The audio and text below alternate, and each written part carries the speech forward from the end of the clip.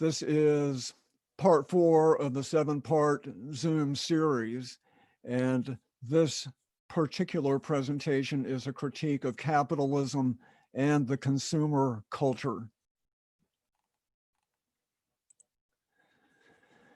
But to put this presentation in a little bit of context, what is the purpose for doing this series of presentations? I think you'll find a good deal of agreement in some of these ideals I have, because I bet you and a lot of people you know have pretty similar ideas.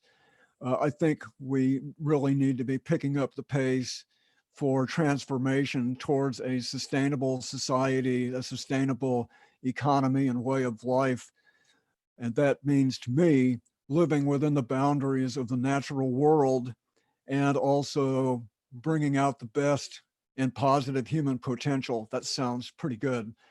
We also would benefit by having an economic system that is honest, accountable, and serves the healthy goals of our society. That would look pretty different from what we have right now.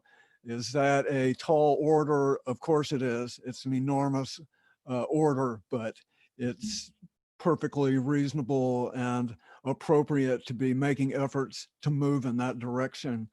And of course, there's the restoration of the natural world. Those would be some of the major ideals I would have in paradigm shift right there. And I find a lot of inspiration in the wisdom of the world's great spiritual traditions. So I'm not talking about the religion. I'm talking about the ideals, the social ideals, care for the natural world, modesty of lifestyle, service to the community, personal and society uplift, and being responsible for our own actions. Almost all the world's great spiritual traditions call for this type of social personal behavior.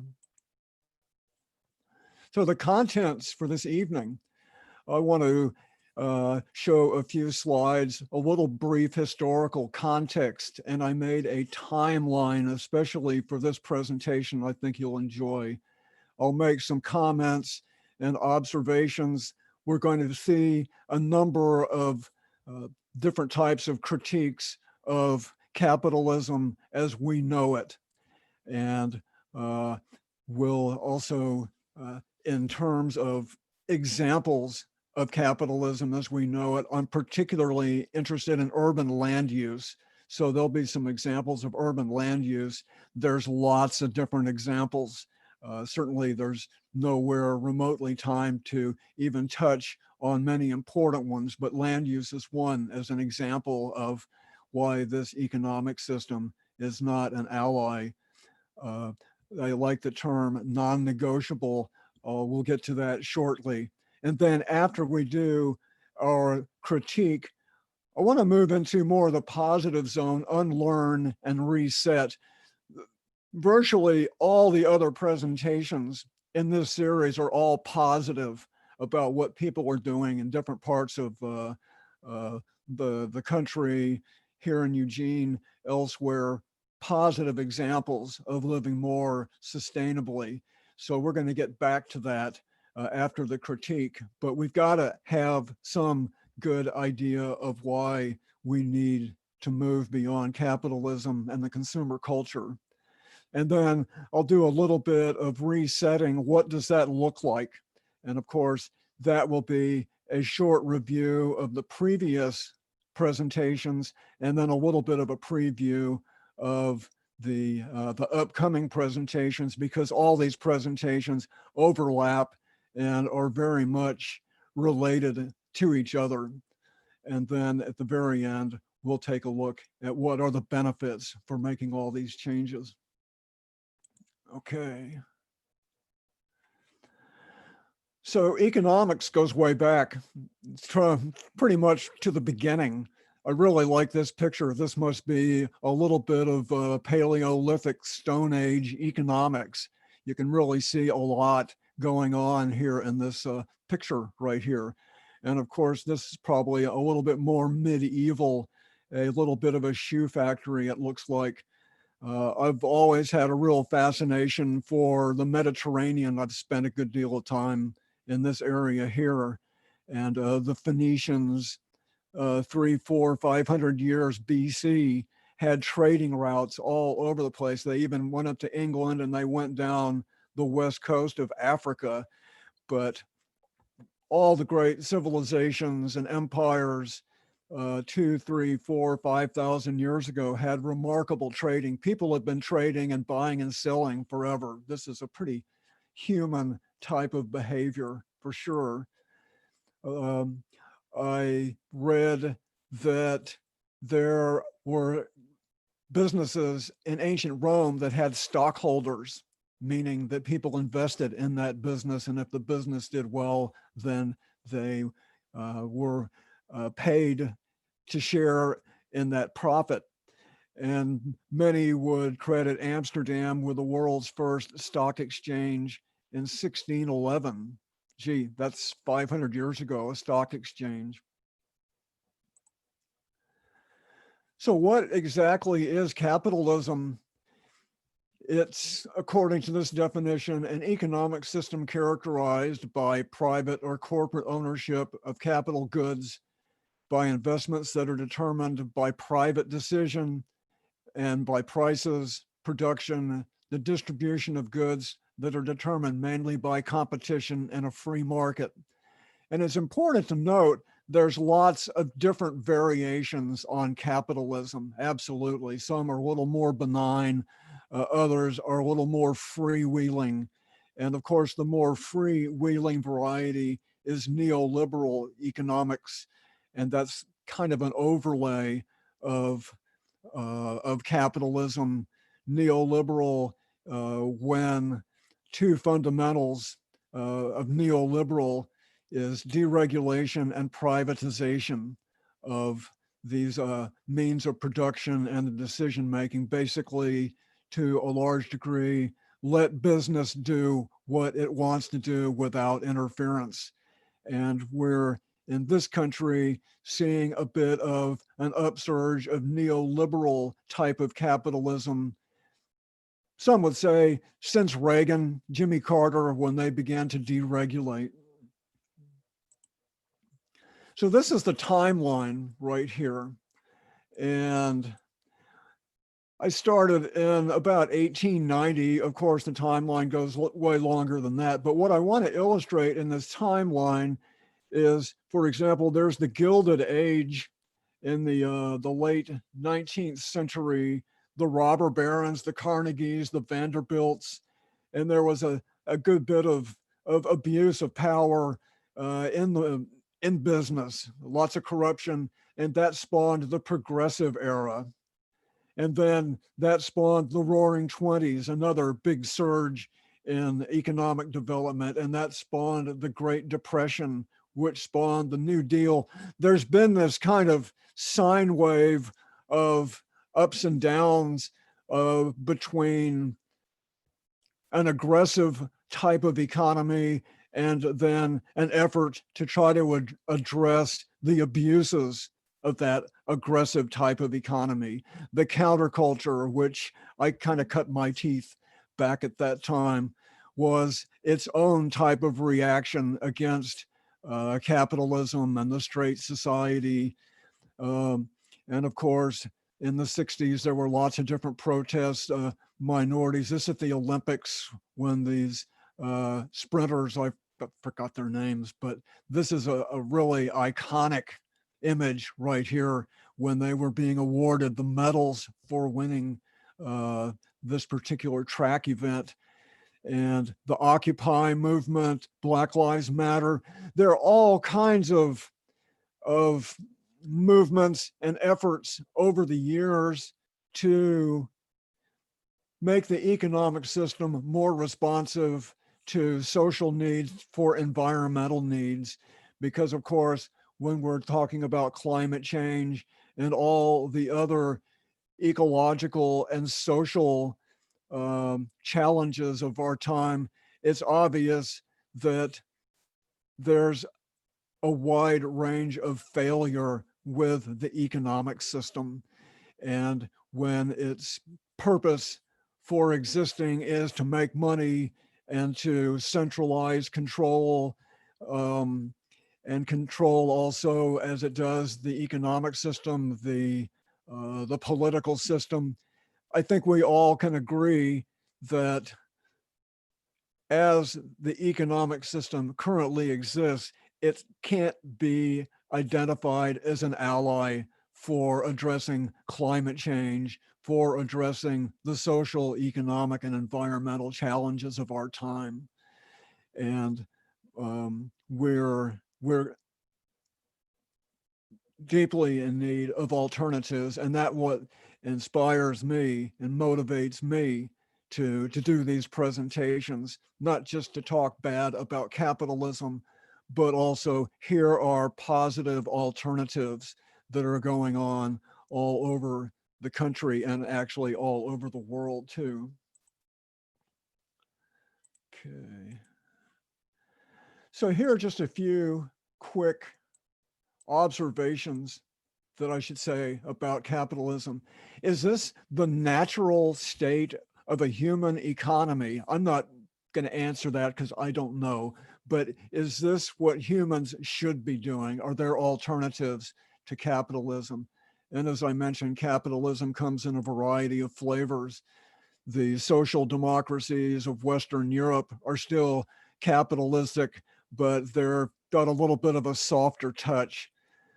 The mainstream economy, basically the wealth of our country is a result of turning nature into money, and nature won't last forever. And we're seeing the effects of too much nature being turned into too much money. And of course, it's absolutely true. Capitalism has delivered a lot of affluence, convenience, and comfort to hundreds of millions of people. There's no question about that, that in many ways our lives are improved by the economic system. Personally, I don't think it needs to be a package deal. I think we can do the good stuff and we don't need to buy the whole package deal.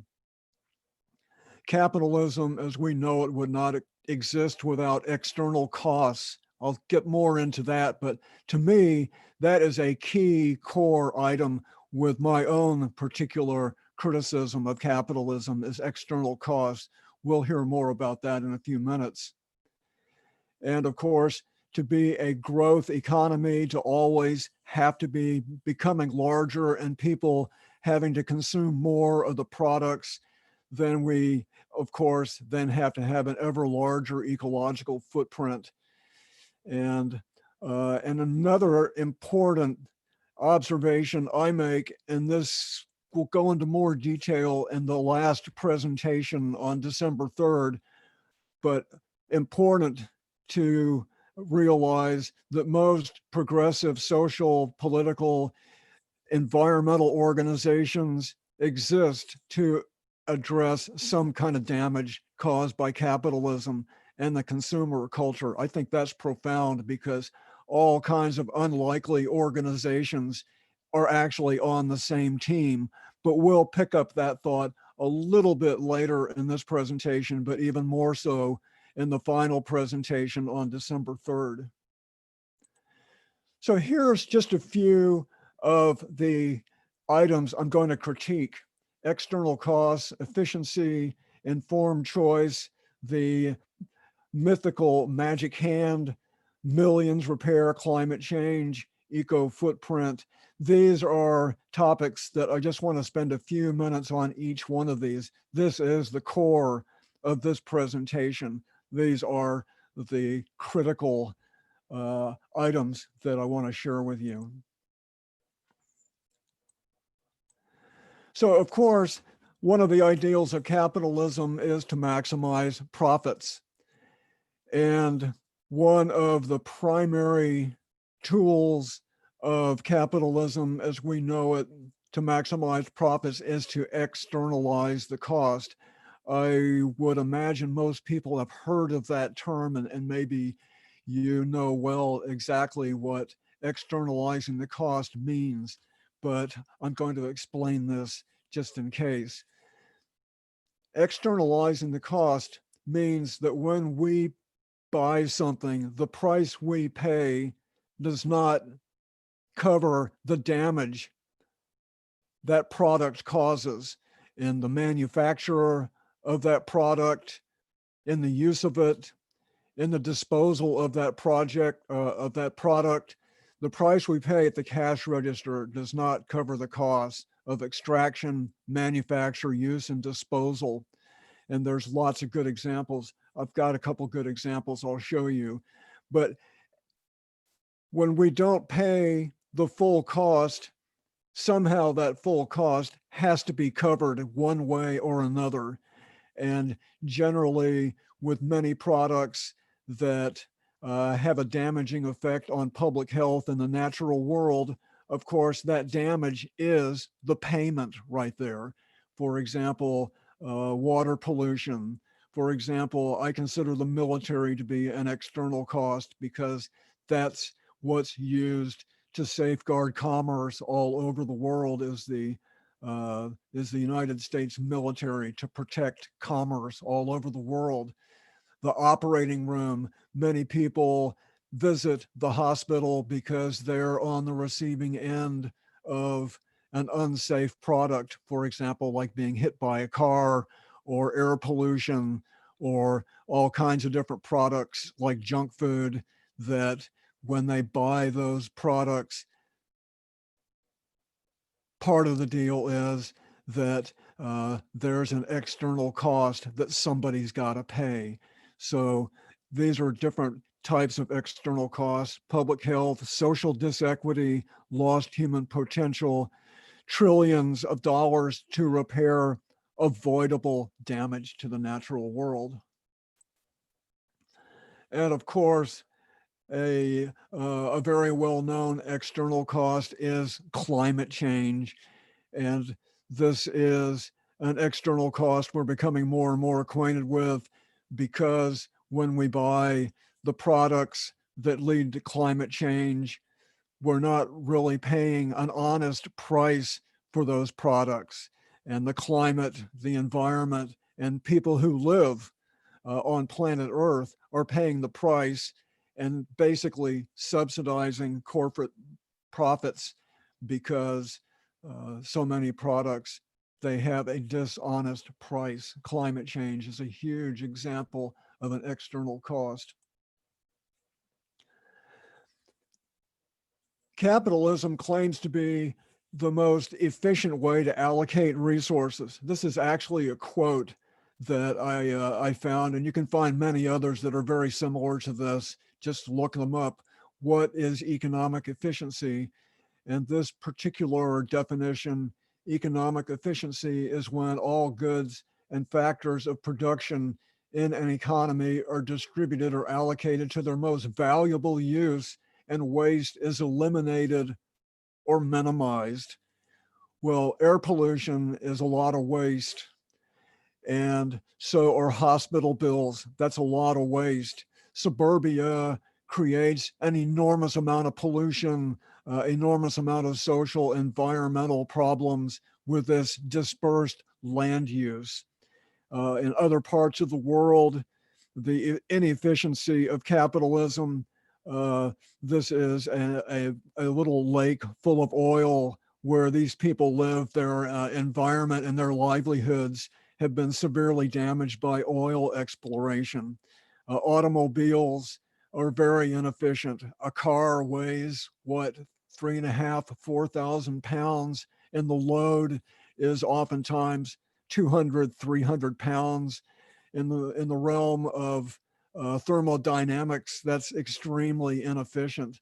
So the contention here is that our economic system is the best of all possible worlds and minimizes and eliminates waste is just nothing short of ludicrous. Another important part of capitalism is the idea of the free market and let products compete. Let products identify what they are, what they have to sell, what are the reasons for buying a particular product. And of course, when the product externalizes its cost, that means we don't have accurate information to make an informed decision for what we buy.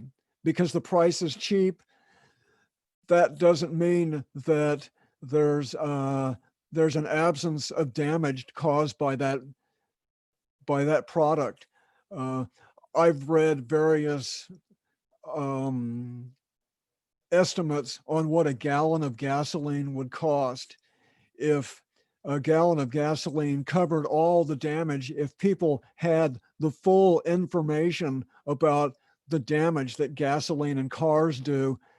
Perhaps a gallon of gasoline would cost $15 or $20 or $30 to cover all the damage that gasoline does. So when you have a dishonest price, you have a hard time having informed choice in the marketplace for what's a sensible product to buy. And here we have just various aspects of oil and automobiles, and informed choice and having the price realistic. People wouldn't buy so many of the products we have right now if they really knew the full cost, but the economic system depends on dishonesty.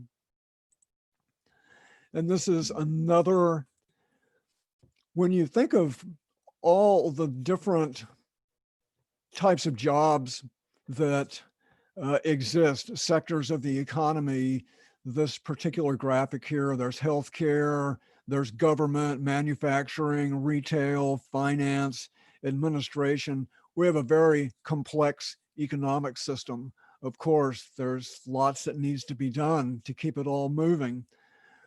But when you realize that there are millions of jobs that exist to repair the damage caused by millions of other jobs. When I first realized this, I just thought to myself, oh my gosh, millions of jobs exist to repair the damage caused by the products and services of millions of other jobs. And of course, we just saw the image of oil and gasoline that the people to fight the fires, to deal with the pollution, the ambulance drivers, the military, on and on.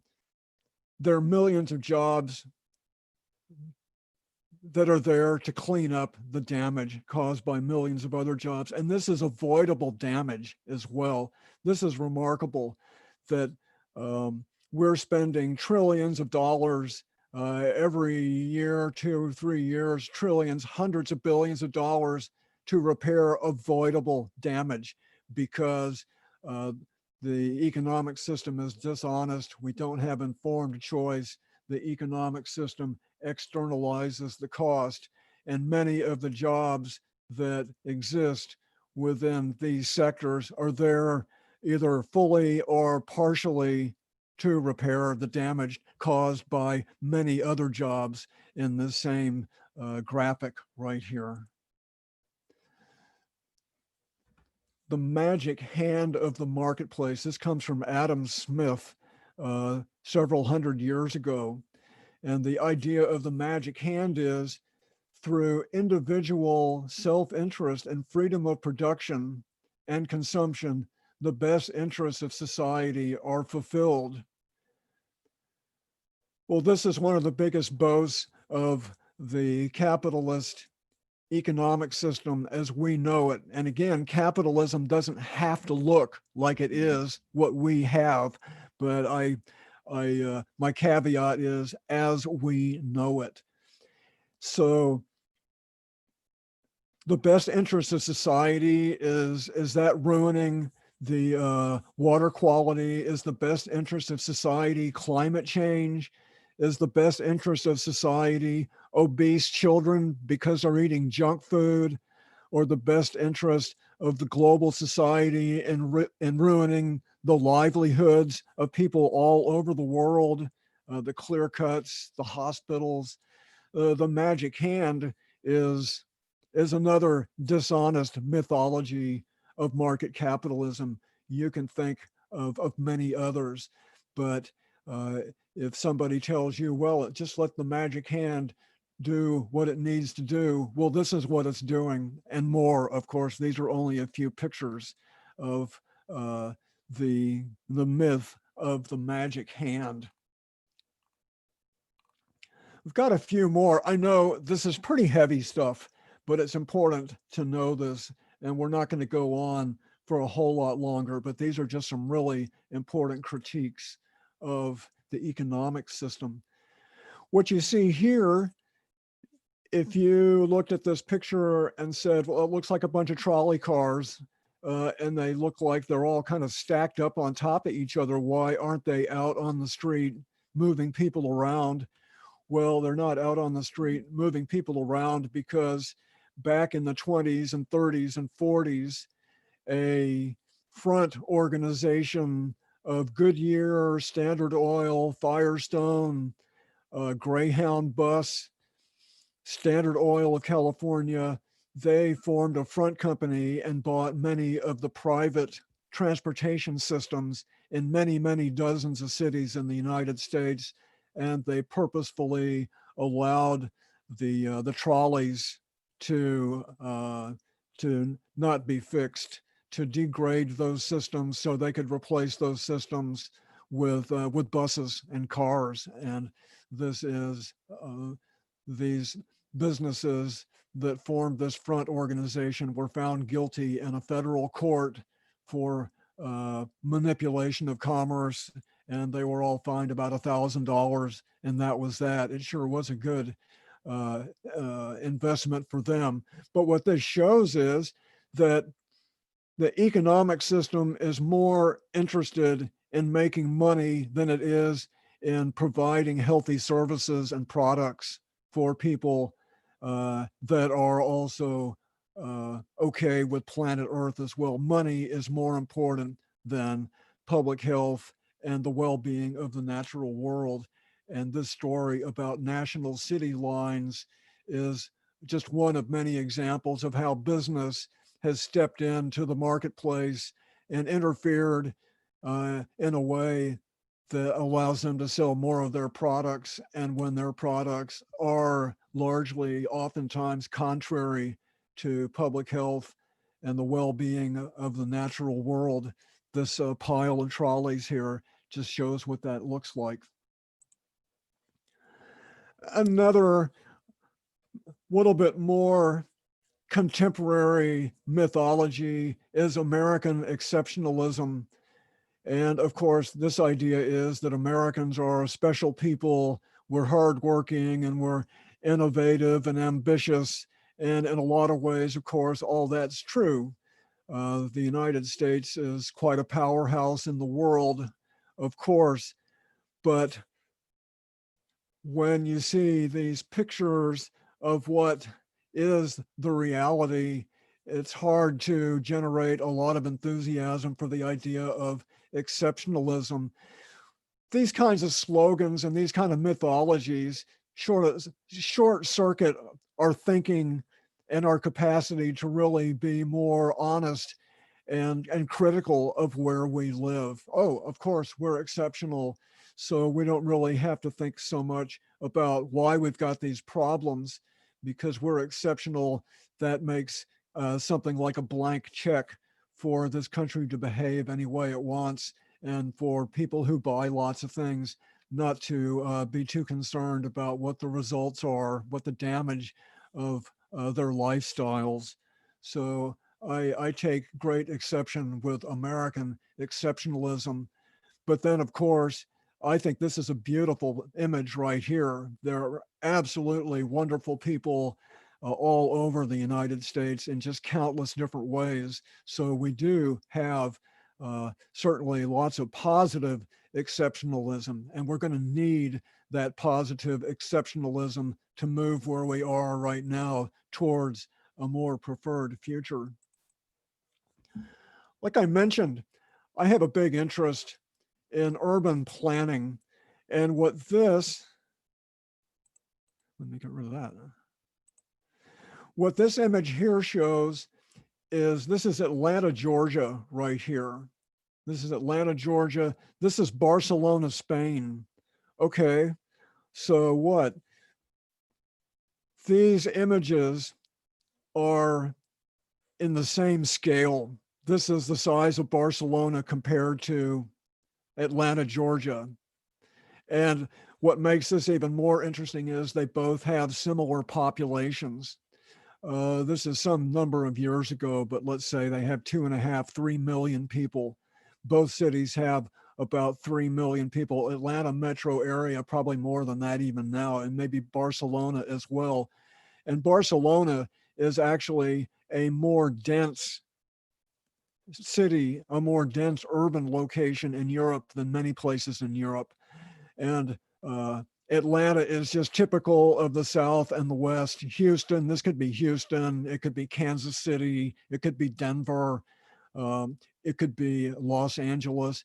But the reason I show this image is that this is an urban footprint that's going to make a lot more money than an urban footprint here, because in Barcelona, people are living in smaller residential locations.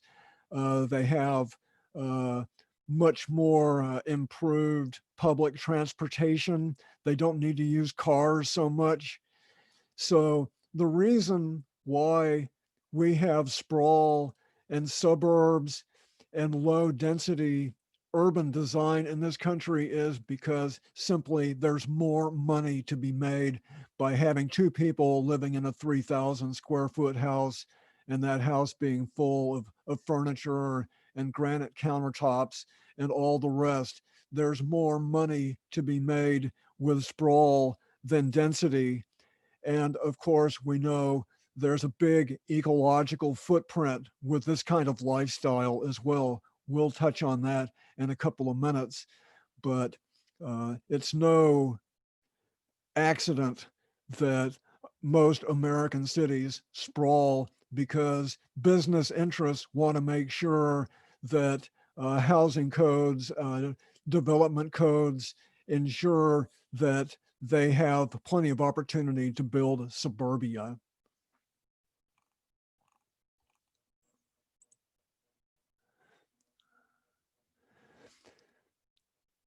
This is another important observation that's certainly related to the ones that we've just seen. But when you put it in these kinds of words, what can you say about an economic system that consciously sells products that are known to damage public health and the natural world, and not only to consciously sell them, but to spend billions of dollars encouraging people to buy them? I would love to see the presidential candidates, both of them, or any of them actually. I'd like to see one of these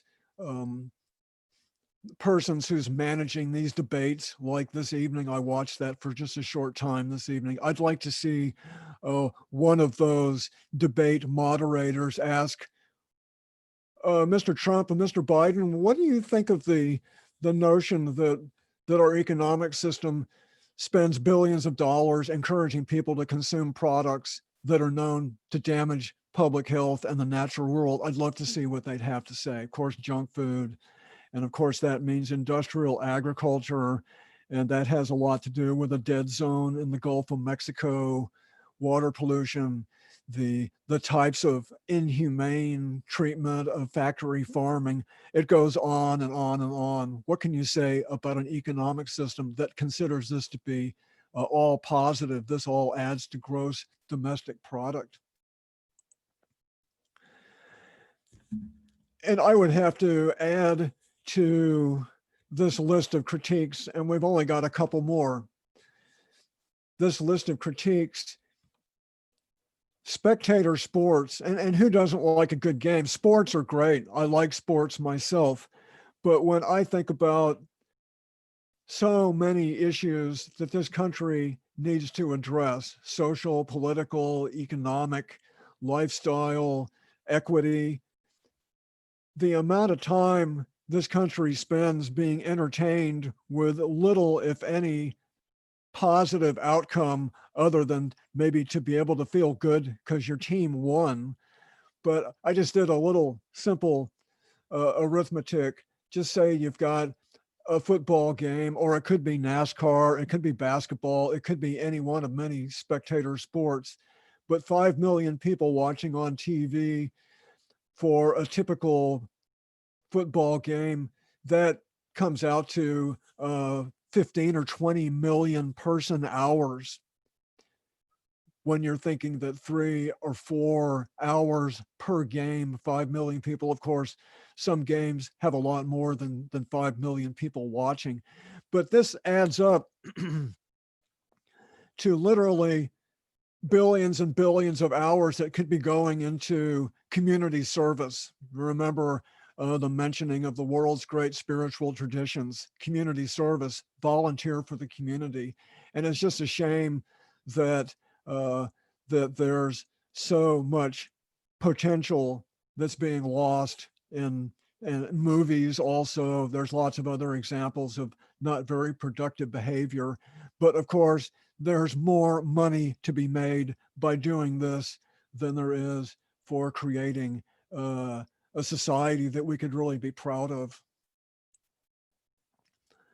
So what's the sum total of all this? The American way of life is non-negotiable. A number of politicians have been credited with saying this. Basically, what it means is that suburbia, the freeways, the cars, the affluence, the waste, the external costs, the lost productive time, this is all non-negotiable because the people who are making decisions and control it all are making too much money, and they don't want to see this changed because they lose their power and they don't have so much money. I think it's as simple as that. And of course, there are so many distractions that are so available in the marketplace that most people say, well, okay, that's all right with me because I can go to my football game or whatever. But I think this is a real insult right here. The American way of life is non-negotiable. Planet Earth is not going along with this particular way of thinking, and we're going to be and already are experiencing big external costs. I think this is a real insult right here. So what do we do? I think large parts of the economic system and the people who are responsible both in business and in government, well, they ought to be in jail. But in a somewhat more serious way, I think for us to move beyond where we are now with climate change and unbelievable social political disequity, when what 20% of the population owns 85% of the stuff, on and on, we're aware of many of these kinds of conditions. I think they're bad enough that there should be some type of capitalism, truth, and reconciliation process. You're probably aware that when apartheid ended in South Africa, that they eventually set up a truth and reconciliation process to heal the country, not so much as being vindictive, but for the people who are responsible for apartheid and all the unfairness and all the problems and misery. There was a calling to account. Who did this? What's the explanation? How can people who are on the receiving end of this gain some type of satisfaction that their conditions, what they live through, is being recognized? You can't repair all that damage, but to identify who was responsible, and for those who were responsible to take some kind of responsibility is really important. And we should do the same thing here with capitalism and the consumer culture. The captains of industry and their government enablers should be held accountable for what's going on in this country right now. So what do? Unlearn the mythologies and reset priorities. And I'm sure people here and many people you know are doing this already. Reset priorities towards a preferred future, healthy people, and healthy planet, and to move away from more of the same. That's what I'm thinking of when I think of reset priorities. What do we do with our time and our money, our own time and money? This is starting with our own lifestyles, and reset our goals. And once again, we saw these ideals early on in this presentation: a society that lives within the boundaries of the natural world, an accountable and honest economic system, restoration of the natural world, and these wonderful principles for a preferred present and future, the wisdom of the world's great spiritual traditions. These are wonderful ideals that I draw a good deal of inspiration, because humans have not been perfect from the beginning, but over the years, there's certainly been a great deal of wisdom that has been gained that should be helpful for every period of human history to somehow be getting better, somehow to uplift our spirits and become more the positive lifestyles, become the more positive society that I am thinking are totally capable of doing. This is another look at American exceptionalism, volunteer, creating civic culture and social cohesion, repair the planet. These are just wonderful pictures of people doing healthy stuff out in the community. All of these are great pictures right here. And I enormously appreciate people who donate their own time and effort and sometimes money to help make the community a better place to live. And there's lots of that going on, of course. But when you consider, I look at a number of these pictures, I know something about some of these locations here. And this is a topic that I mentioned before that we will get into more on December 3rd. So much of the volunteer time, so much of the community work for the better community is to repair damage, is to repair problems caused by the economic system, whether they're social, environmental, political, economic. And this is a kind of a fun little, almost a cartoon right here. I'm not sure if you can read all these, but just imagine that people started being honest on the job where people were working. Say, for example, the bartender, somebody's coming in and drinking too much, and he says, my advice, don't drink too much because it's not good for you. And besides, you got better things to do. Or the car salesman talking about all the people killed in car wrecks and the damage caused to the environment, says, well, maybe you really don't want to buy a car. Maybe you ought to buy a place where it's more closer to town or where you work and you don't have to have a car. Imagine the switched on, educated, new, forward thinking car salesman saying, maybe you don't want to really buy a car. Or, you know, in the burger place, the person behind the counter says, maybe you really don't want to eat that burger. Can I suggest a veggie burger? Imagine if this was going on all over the place and people were becoming more honest. Of course, would these people keep their jobs? Probably not. But in the sustainable, eco-friendly world, there will be other types of jobs than some of these. And as we've looked at in other approaches to economics, not all needs require money. That's a little bit of a different topic. We'll touch on that at a later time. So what can resetting priorities look like? So what I want to do here, and this will take just a few minutes, we're kind of on the home stretch. I want to do just a quick look back at some of the other presentations that I've made. And again, all these presentations are on YouTube. You can go back and look at them anytime you want. The first presentation, and this is resetting priorities. This is my own backyard right here. Part of my priorities is to transform my quarter-acre suburban property into a very enjoyable permaculture um, model of what a suburban property could be like. Um, Edible landscaping everywhere, passive solar design, rainwater catchment, it goes on and on. Again, the first presentation I made, it goes into more detail on what I've done with my own property. This is just a view of a schematic of my property right here. I'm gonna back down here just a little bit. And another benefit of what I've done with my place is a lot of people have come to visit, and a fair number of people who have been to visit my place have used what they've learned here to apply it where they live.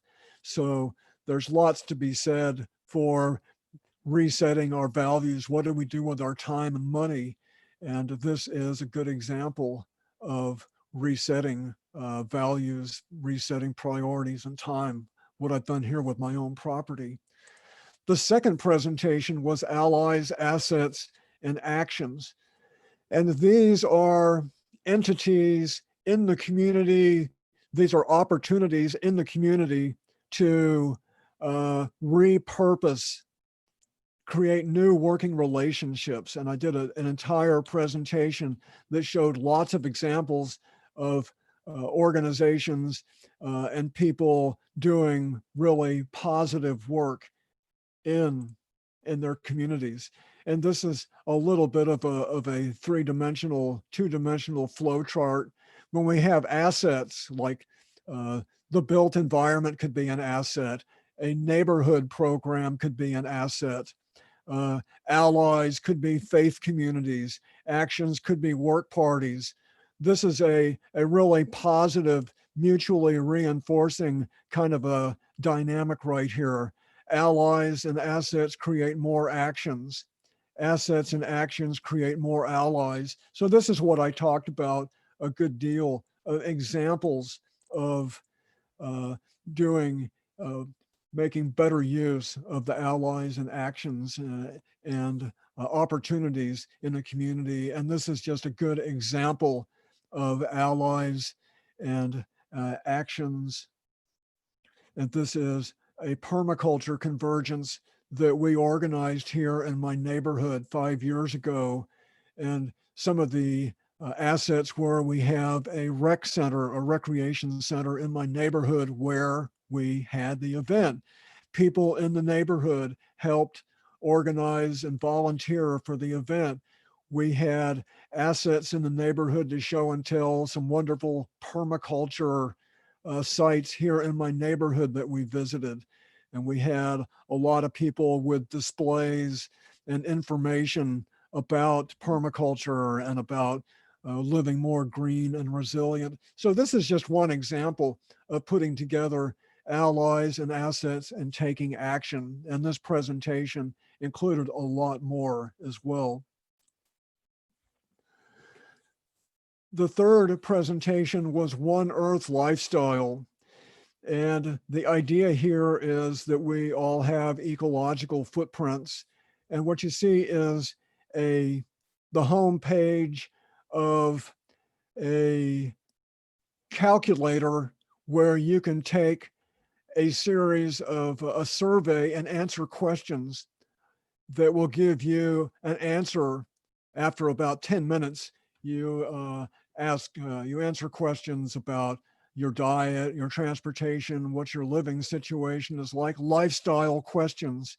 And at the end, the calculator will tell you this is how many planet Earths it would take for everybody in the world to live like you.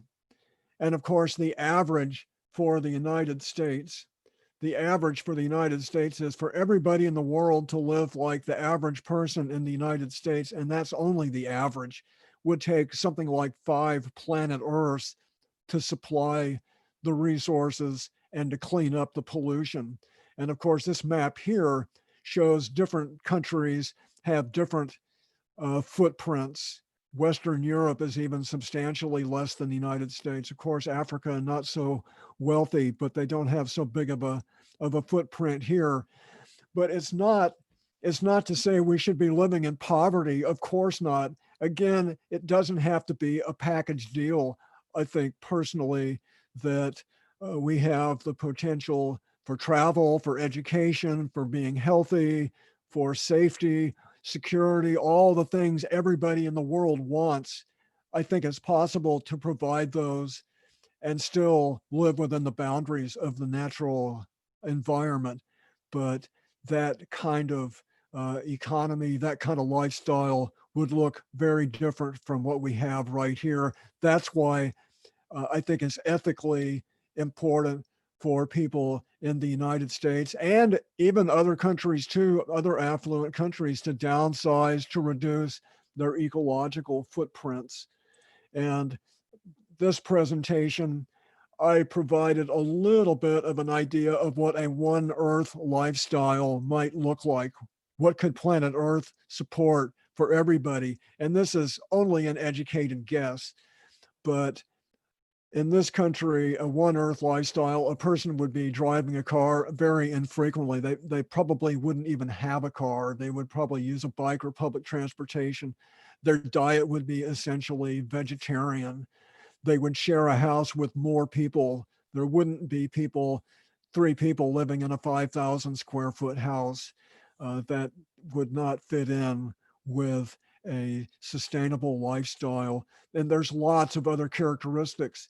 We go back here. This is the actual online address for this calculator, footprintcalculator.org. And you can take this survey yourself and you can share it with your friends and see what you come up with. It could be surprising, but this is, I think, a wonderful tool to gain more of a sense of how our own lifestyles affect the environment and the rest of the world. And then, of course, that can cause people to begin to consider resetting priorities, time and money.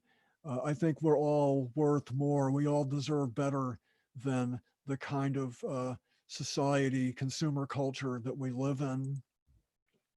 Just a few more. These are upcoming presentations. This one, November 5th, pushing back against cars. This is one of my favorite topics. I've got lots of information that's really positive. This is actually Portland right here. For example, there used to be a divided highway right here. That's what these red lines show. And instead of upgrading the highway, all the engineers said, oh, there's going to be traffic havoc all over the city if you take out that divided highway. It's a park now. The havoc didn't happen. This is in Europe, car-free downtown. I'll get more into that in 2 weeks. Here's another example of pushing back.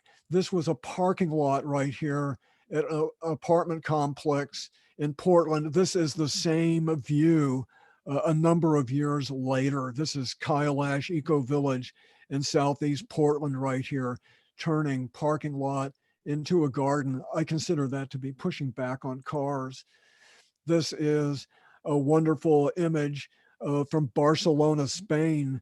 They have a city mobility program where they are taking automobile space and turning it into playgrounds and bike.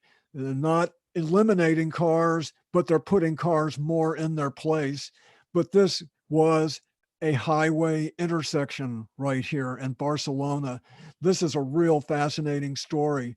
Superblocks is how this kind of translates into English, but I want to talk a little bit more about what's happening in Barcelona, Groningen, Freiburg, and other places in Europe where they're, safe to say, much further ahead of us in the realm of pushing back on cars. they definitely have reset their priorities a good deal better than what we have in this country. And then November 18th, this will be kind of an all-star presentation of good stuff. Here are examples of people, organizations, groups, big and small, and the projects that they are involved with that offer a preview of a preferred future. Lots of people on bikes. This is East Blair Housing Co-op in Eugene. Some wonderful attributes to this housing co-op that owns about 7 properties in Eugene. I'll talk more about that. This is a picture, an idealized, no, I don't think this actually exists somewhere, but this is what a suburban neighborhood might look like if everybody was into permaculture. So, and finally, the idea of turning a strip mall and acres of parking lot into a downtown. How could that change the way we live, where instead of all this pavement, that could be turned into residential and commercial services that would allow people in the nearby area to take care of more of their needs without having to have a car. So I'll talk more about this. So all of these images and more about some hypothetical but many real life examples of what a positive future could look like, what resetting time and priority and money can lead to if people really want to make those changes. And then this is the last presentation for December 3rd. And I call this system change. And what I want to do with this presentation is explain a wonderful idea. And it's idealized, of course, some would say good luck, but it's totally sensible. Of course, that's no guarantee. But what would happen if all these organizations that are addressing different issues, different problems, damage caused by the economic system, they're essentially all on the same team? And what if these organizations came to realize that if we replaced capitalism and the consumer culture with a healthy economy and a society that would address the issues that that organization exists to work on? And in permaculture, there's something called the key leverage point. Where is the place in a system where you can have the most effect to bring about a positive result? Where's the key leverage point? Our economic system, again, this is idealized, but it is the cause, it is the source of so many of the problems we have, that if we dealt with capitalism and the consumer culture in a positive and effective way, we would dramatically reduce the kinds of problems, the social, the disequity, the environment, the political problems. And so on December 3rd, I'm going to go into more detail as public health, economy, social, environmental. Market capitalism is the common denominator for just about every problem we can think of. And just as a little short preview, what if these mainstream organizations recognize the value of synchronizing their outreach, their programs, not to stop their advocacy, but if they came to realize that downsizing our lifestyles addresses so many issues, and their part would be to communicate with their memberships and explain the benefits of reducing our ecological footprints. And it came from all these different organizations and thousands of others too. These are just a few that I thought of. There's some maybe unlikely combinations here, but essentially all these organizations would like to see healthy people and a healthy planet. They're all on the same team. So I'll go into more detail on this on December 3rd. I'm really pretty excited about that. So last slide here. What are the benefits for making all these changes for green and resilient homes, living within the boundaries of the natural world? Will it be more resilient? Oh, it would be a different kind of economy, but it would be a much more accountable economy. These changes would nurture positive human potential. We could create a more positive, safe, and secure future. The environment would benefit. Climate change could be mitigated. Public health, positive community culture. Of course, this is all wonderful ideas, but I think everybody would say they'd like to see more of this in their own lives, in their own communities, their own neighborhoods, and their own country and world. So, and a lot of people, of course, are working on helping to bring this about. And that's what motivates me to do these presentations, and what I've done here on my own property is the belief that humans are just capable of doing better than what we see. And there needs to be an accountability, like I mentioned, the truth and reconciliation, not as being vindictive, but to kind of assess and come to terms with what our situation is so we can move forward into a more positive future. That's what I'd like to see. And I know millions of other people would say the same thing too. And I think when we make common cause and synchronize our actions with all the assets and allies, then there's an enormous potential for picking up the pace and bringing about the changes that I think I'd like to see. And I know almost everybody I know would like to see, and you could probably say the same thing. So let me just show this. Once again, the previous presentations, links on my website, suburbanpermaculture.org, and these upcoming presentations. I invite you to share this info with your networks wherever you are, so they can benefit by some of this great information as well. So that is what I have to show and tell, and we can stop the recording. And for those people who want to, we can unmute everybody, and we can have a conversation and hear what people have to say.